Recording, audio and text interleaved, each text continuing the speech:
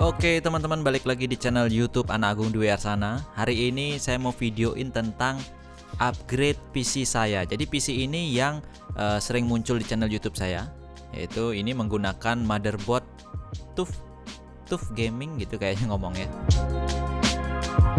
Elko-nya ini berbeda dari motherboard yang lain ya, walaupun mungkin ada kelas yang lebih tinggi daripada ini.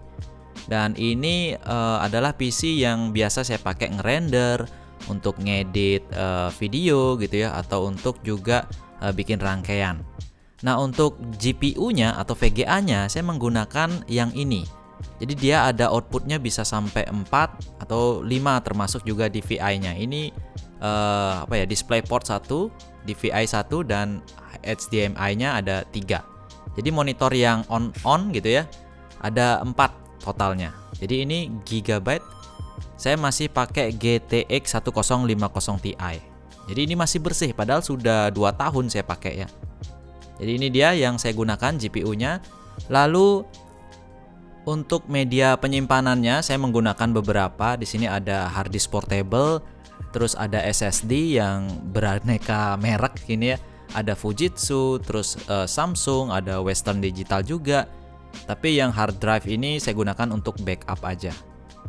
Lalu untuk sistem operasinya saya menggunakan VNAND NVMe, jadi Samsung ya, yang seri 860, dan juga RAM-nya ini saya pakai 8GB x 2, merek G-Skill dengan frekuensi 2400. Dan ini saya rencananya mau upgrade menjadi ke 3200, punyanya dari T-Crate. Jadi dari 2400 ke 3200 itu sangat signifikan, sangat gede banget ya.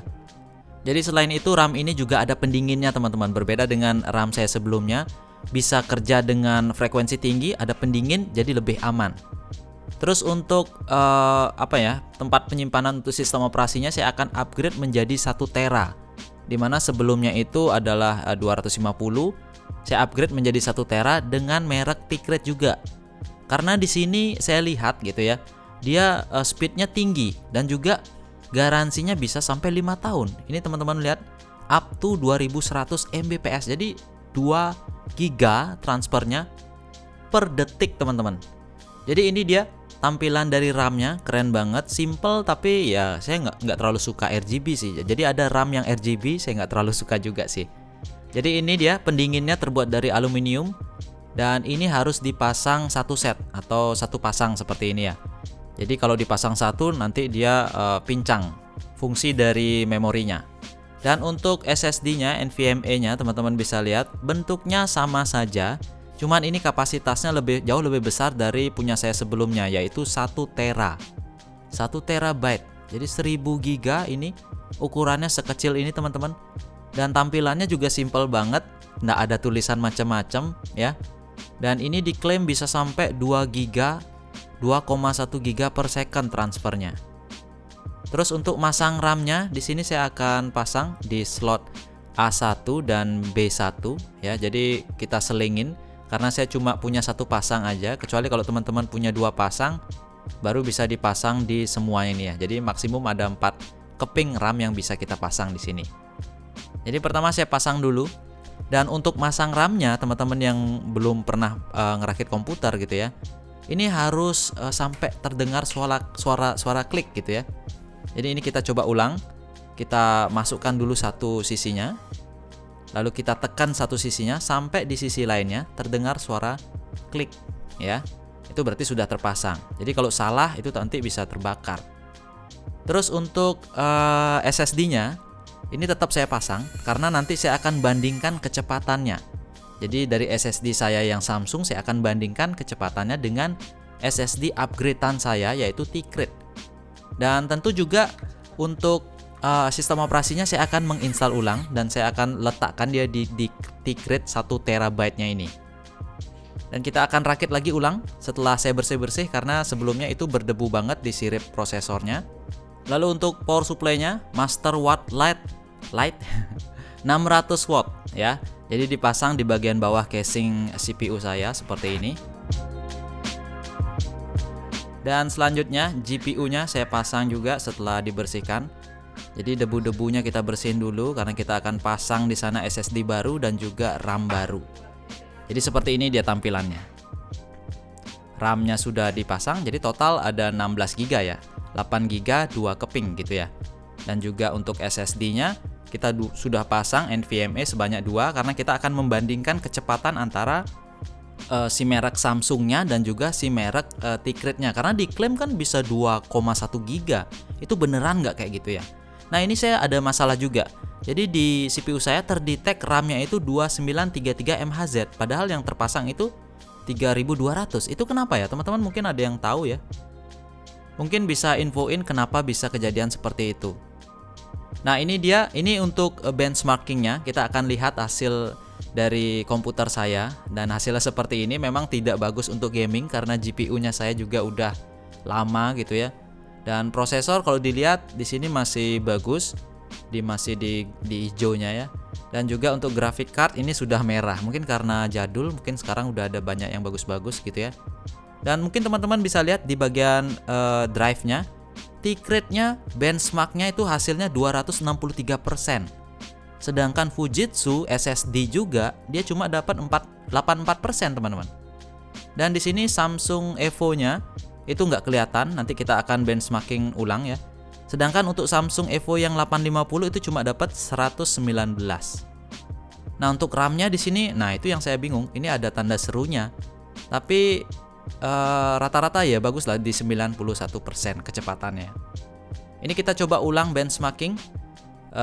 Evo 860 dari Samsung memperoleh kecepatan sebesar 500-an MB per second atau setengah giga lah untuk transfer rate-nya, dan write-nya juga 500-an MB atau setengah gigaan. Ya ini untuk Samsung yang Evo. Lalu kita ganti drive-nya menjadi yang ini ya, Fujitsu.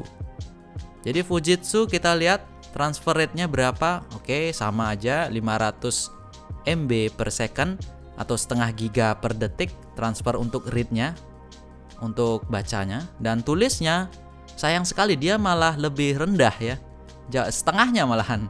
Ini jadi nggak rekomen juga sih. Lalu kita ganti ke yang lagi satu, ini apa ya? Oh enggak, yang bawahan nih berarti ya. Oke ini. Jadi ini adalah Samsung Evo yang 850. Jadi sama aja, rata-rata mereka sama ya, SSD-nya walaupun beda bentuk sama juga 500 MB-an atau setengah gigaan, dan juga write-nya mirip-mirip lah. Nah sekarang terakhir kita akan uji yang merek T-Crate-nya. Apakah benar speknya setinggi itu? Kita coba. Nah ini dia teman-teman, 2162, yang artinya 2 GB, 2,1 GB lebih bahkan ya untuk read-nya, dan write-nya ya masih lebih tinggi daripada yang lain sih, 1,6 GB. Lalu karena saya sering mengedit video, kita akan coba untuk tes render file dengan format AVI sebesar 4 GB. Jadi dengan T-Crate kita mendapatkan durasi 26 detik. Jadi filenya kita akan samakan. Ini besar file aslinya 4 GB, lalu diubah menjadi MP4 ke 38 MB-an lah gitu ya. Dan sekarang kita coba di Fujitsu, dia malah 42 detik teman-teman. File yang sama, settingan yang sama, rendernya bisa 2 kali lebih lama kalau kita menggunakan Fujitsu sebagai tempat penyimpanan filenya atau tempat tujuan renderingnya gitu ya. Jadi udah kelihatan teman-teman ya, perbedaannya jauh banget walaupun sama-sama SSD gitu. Jadi jangan asal beli SSD, harus lihat spesifikasinya, data transfernya berapa MB per second, dan juga kualitasnya teman-teman. Jadi T-Crate ini saya sudah beli yang 1 tera, mungkin bisa jadi salah satu rekomendasi. Mungkin hasilnya pada saat benchmarking berbeda di setiap komputer ya, karena di sini saya menggunakan spek seperti ini, mungkin spek komputer teman-teman berbeda, sehingga hasil yang didapatkan itu juga nanti berbeda sesuai dengan kemampuan motherboard teman-teman itu sendiri gitu ya. Nah seperti itu dia review saya tentang upgrade PC saya saat ini dengan menggunakan NVMe SSD dari T-Crate atau Team Group gitu ya, sebesar 1 TB seperti ini. Jadi kecepatannya bahkan berkali-kali lipat dari pesaingnya yang tadi ya. Jadi ini upgrade yang benar-benar upgrade benar untuk PC saya sendiri. Nah gimana menurut teman-teman? Jadi nggak hanya GPU saja yang berperan penting kecepatan dalam merender video. Ternyata media penyimpanan itu juga sangat berperan penting. Oke, mungkin sekian dulu video saya hari ini. Terima kasih sudah menyaksikan. Saya Dwi Arsana, sampai jumpa di video saya selanjutnya.